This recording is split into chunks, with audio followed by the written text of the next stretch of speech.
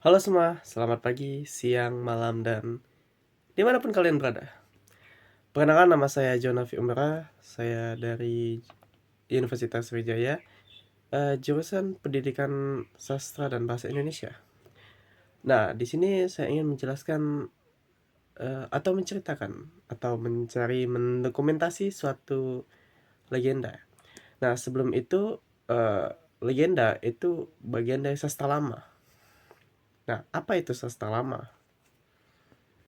Nah, jadi sastra lama itu adalah suatu karya sastra yang terjadi di masa lampau dan biasanya itu sastra lama ini itu berbentuk secara lisan saja dan tidak ada tulisan. Nah, dan juga di sastra lama ini itu memiliki nilai-nilai kandungan moral, nilai kandungan agama dan lainnya gitu yang biasanya terjadi di zaman dahulu atau di masa lampau. Nah, karya sastra ini seperti yang saya sebutkan tadi itu hanya terjadi secara lisan saja, bukan secara tulisan. Jadi tidak heran jika adanya suatu karya sastra lama itu bisa banyak versi karena tidak ada yang tahu siapa pembuat awalnya dan juga cerita ini bisa berubah-ubah di suatu tempat dan tempat yang lainnya gitu. Jadi tiap karya sastra itu memiliki versinya sendiri. Nah, salah satu dari sastra lama itu sendiri itu biasanya adanya cerita rakyat dan juga legenda dan juga hal lainnya yang biasanya hanya diceritakan secara lisan saja gitu. Nah, di sini saya ingin membahas salah satu legenda yang ada di Indonesia, lebih tepatnya itu di Bengkulu, yang judulnya Danau Dendam Tak Sudah. Nah, bisa kalian lihat, ini adalah orang lokal yang di sana yang saya tanyakan tentang adanya legenda ini. Selamat mendengarkan. Nah, halo Kak, nama Kakak Ya, siapa? Mifta. Mifta, Kakak berasal dari mana? Aku dari Bengkulu. Oh, Bengkulu Kak. Nah, dari Bengkulu itu sekiranya ada cerita legenda gak? Ada sih kalau dari Bengkulu. Apa? Ada Danau Dendam Tak Sudah nama legendanya. Danau Tak Sudah. Nah, itu ceritanya gimana Kak? Jadi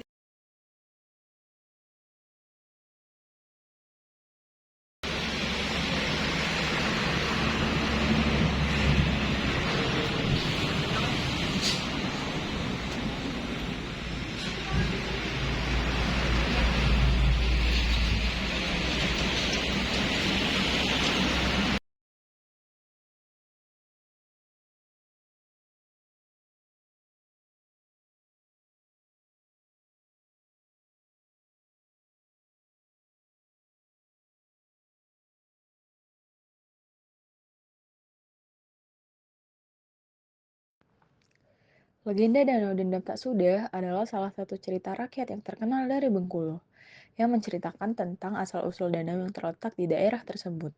Cerita ini penuh dengan unsur tragis, cinta, dan dendam yang membentuk nama danau itu.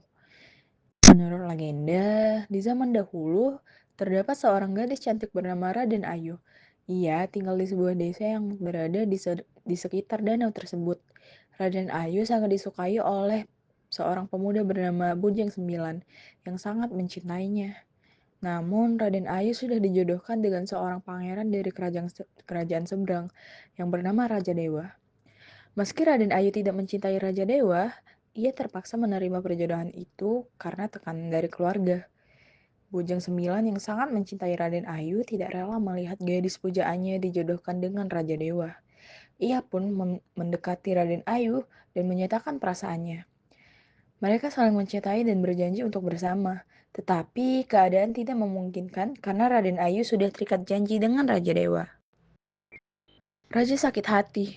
Bujang Sembilan semakin mendalam ketika akhirnya Raden Ayu menikah dengan Raja Dewa. Dalam perasaan kecewa dan sakit hati, Bujang Sembilan datang ke tempat pernikahan mereka dan mengutuk mereka, memohon agar rasa cinta dan kebahagiaan mereka tak akan pernah berakhir. Ia berjanji bahwa ia akan selalu menghantui mereka dan membuat keduanya terperangkap dalam kebencian. Kemudian keajaiban pun terjadi. Perasaan dendam dan kekecewaan Bujang Sembilan menyebabkan tanah di sekitar mereka berubah menjadi danau yang luas, yang dikenal dengan nama Danau Dendam Tak Sudah.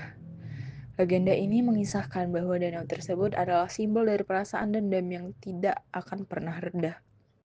Dan air danau itu seakan menggambarkan air mata kesedihan dan kekecewaan yang tak akan pernah habis.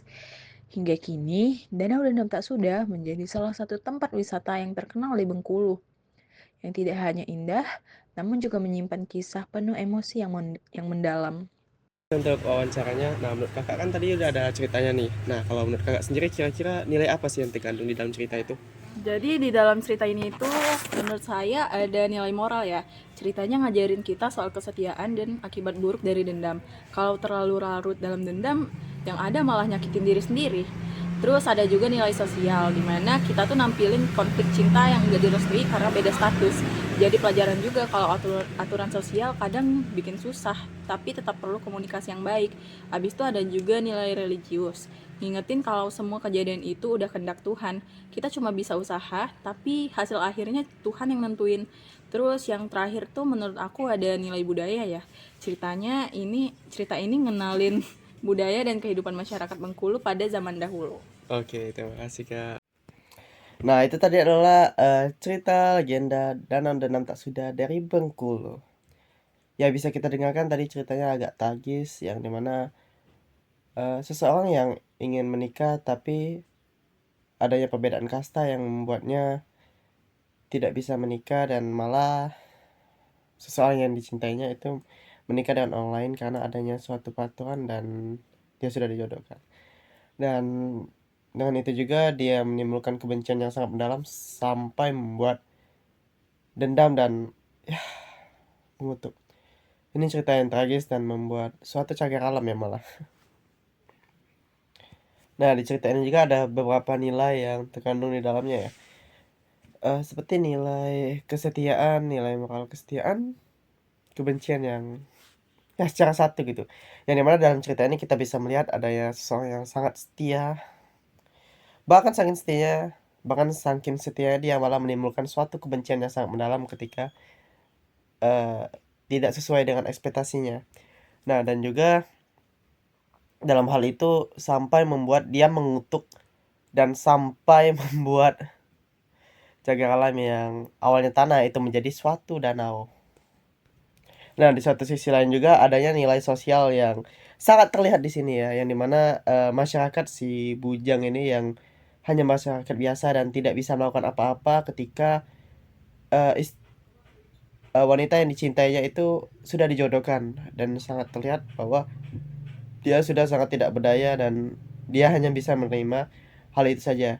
Nah, dan juga untuk hal religi itu bisa terlihat di sini bahwasanya jika kita sudah berusaha sebaik mungkin itu ujung-ujungnya kembali lagi atau balik kepada Tuhan yang telah menentukan takdir kita. Mau bagaimanapun, Tuhan sudah mempunyai hasilnya, yang kita bisa lakukan hanyalah usaha. Walaupun usaha kita sudah sebaik mungkin, tapi kembali lagi kepada Tuhan yang sudah memberikan hasilnya ataupun takdir yang telah ditentukan oleh dirinya. Seperti yang kita ketahui, sastra lama ini adalah suatu prosa atau sastra yang sudah lampau gitu. Nah, seharusnya ini adanya juga untuk melestarikan ataupun mengadakannya tetap di zaman sekarang gitu. Nah, adanya juga beberapa upaya untuk melestarikan cerita-cerita seperti ini agar tidak ditelan oleh zaman atau dilupakan oleh anak muda gitu. Nah, yang pertama itu bisa dilakukan dengan menceritakan cerita itu sendiri kepada generasi selanjutnya. Jikalau generasi sebelumnya itu tidak mau menceritakan kepada generasi selanjutnya, sudah dipastikan bahwa cerita itu akan menghilang di telan zaman. Karena apa? Karena generasi selanjutnya itu tidak mengetahui apapun tentang hal itu. Jadi akan adanya harus diceritakan kepada cerita selanjutnya agar generasi dan cerita ini terus berlanjut ke masa depan. Nah, dan juga melihat adanya zaman sudah digital, cerita ini tidak hanya dituliskan secara lisan saja, tapi bisa melakukan digitalisasi yang lebih baik. Sepertinya itu menulis, eh, mempublishkannya di online ataupun menceritakannya secara langsung di publik ataupun secara ya memakai teknologi-teknologi lah. Atau juga bisa menceritakan podcast, melihat podcast yang sudah semakin maju dan banyak juga gitu yang mendengarkan podcast. Dengan adanya cerita yang memakai podcast ini, tentunya pasti orang akan mencari tahu tentang adanya cerita-cerita legenda seperti ini agar tidak hilang begitu saja. Nah, yang selanjutnya itu bisa melakukan pentas. Ya, pentas. Jadi tidak hanya diceritakan saja, tapi cerita legenda ini itu sangat bisa dilakukan suatu pentas ataupun dilakukan dengan festival-festival yang bisa membuat ketarikannya meningkat gitu. Dan tidak hanya mereka saja, tentunya saja itu anak-anak pasti lebih tertarik ataupun orang-orang seluruh masyarakat itu bisa menarik tentang adanya jika suatu legenda itu dipentaskan secara langsung. Karena apa? Karena pasti menarik jika ada satu legenda dipentaskan gitu. Jadi tidak hanya mendengarkan saja, hanya menggunakan indera pendengarkan, tapi kalau jika dipentaskan itu bisa melakukan semua indera seperti contohnya itu penglihatan ataupun penciuman yang bisa membuat harum-harum yang tidak hanya dibayangkan gitu. Contohnya seperti legenda yang apa ya, ada bau-bau sesuatu dan itu bisa dicium secara langsung jikalau itu dipentaskan. Nah, melihat adanya juga dengan pelestarian ini, itu bisa didukung dengan pemerintahan, tidak hanya masyarakat saja. Pemerintah itu bisa mendukung dengan adanya materi suatu legenda, bisa dimasukkan ke dalam suatu sekolah ataupun kurikulum. Dengan adanya itu, anak-anak tidak hanya mempelajari suatu legenda ataupun cerita sastra lama itu di lingkungan keluarganya saja, teman-temannya ataupun ya lingkungan dia hidup asalnya lah. Tapi di sekolah itu dia mempelajarinya lebih baik dan lebih bagus. Nah, dengan adanya itu juga anak-anak bisa mempelajari itu lebih mendalam jikalau legenda itu atau cerita itu maksud ke dalam kurikulum. Dan tentunya ini tidak bisa dilakukan hanya masyarakat saja, tapi dengan bantuan pemerintah ataupun orang-orang yang berpenjabat ataupun mempunyai kuasa agar bisa memasukkan ini ke dalam suatu kurikulum. Oke, ya itu tadi adalah yang bisa saya sedikitkan memberi informasi sedikit, semoga bermanfaat ya.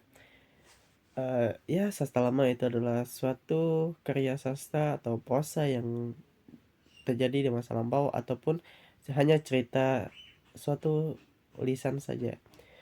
Dan biasanya dalam legenda itu atau sastra lama itu mengandung nilai-nilai seperti nilai moral, nilai agama, ataupun nilai sosial yang bisa kita ambil atau mempelajarinya agar tidak terjadi di masa sekarang. Nah, salah satu contohnya yang saya ambil itu adalah cerita legenda Danau Dendam Tak Sudah itu sendiri, yang dimana ini menceritakan suatu cerita tragis yang membuat orang kesetiaannya dan akhirnya balas dendam karena tidak sesuai apa yang ia inginkan sampai membuat cagar alam yang awalnya tanah itu menjadi suatu danau gitu. Nah, dan juga nilai-nilainya itu sangat banyak ya, seperti yang kita pelajari itu sebenarnya dendam itu tidak selamanya baik, itu malah menghancurkan diri kita sendiri sampai membuat orang-orang lain tidak bersalah itu terkena imbasnya. Ya, dan juga kita juga mempelajarinya jikalau nilai sosial zaman dahulu itu ternyata sangat kuat itu sampai masyarakat biasa saja itu sudah tidak mampu atau berdiri gitu jika dia melawan yang berkuasa. Dan juga dapat dipelajari juga semua takdir itu sudah ditentukan oleh Tuhan maupun jodoh atau segala macam, dan maupun kita usaha ya semuanya tetap takdir yang berkata. Sangat berat emang. Nah, dan juga untuk pelestariannya itu banyak sekali yang bisa kita lakukan seperti digitalisasi, menceritakannya, mengajarkan cara storytelling agar bisa terus berlanjut, menceritakannya secara pentas ataupun melakukan hal-hal secara kreatif, poster ataupun film bahkan bisa bisa juga. Dan juga seharusnya ada bantuan dari pemerintah agar cerita ini tidak menghilang ataupun hanya dikenal suatu daerah saja, dan cerita ini tuh terkenal di seluruh rakyat Indonesia gitu. Dan juga sangat sayang sekali melihat jikalau suatu cerita itu punah ataupun tidak dikenal orang-orang masyarakat Indonesia, karena nilai tergantung dalam suatu cerita itu pasti sangat mendalam ataupun ya baguslah untuk dipelajari, karena jika itu menghilang begitu saja ya hilang terang zaman karena pemerintah tidak mau membantu. kita tidak mau meneruskannya, tidak mau membataskannya, tidak mau membuat video, tidak mau melakukan digitalisasi. Tentu saja suatu cerita ataupun semua cerita yang ada di Indonesia itu bisa menghilang. Upaya pelestarian tentunya banyak yang bisa kita lakukan. Tapi satu pertanyaannya, apakah kita mau? Apakah kita bisa? Tentu bisa. Apakah kita mau? Apakah kita mau meneruskan cerita itu? Ataukah kita tidak? Tidak ada yang tahu.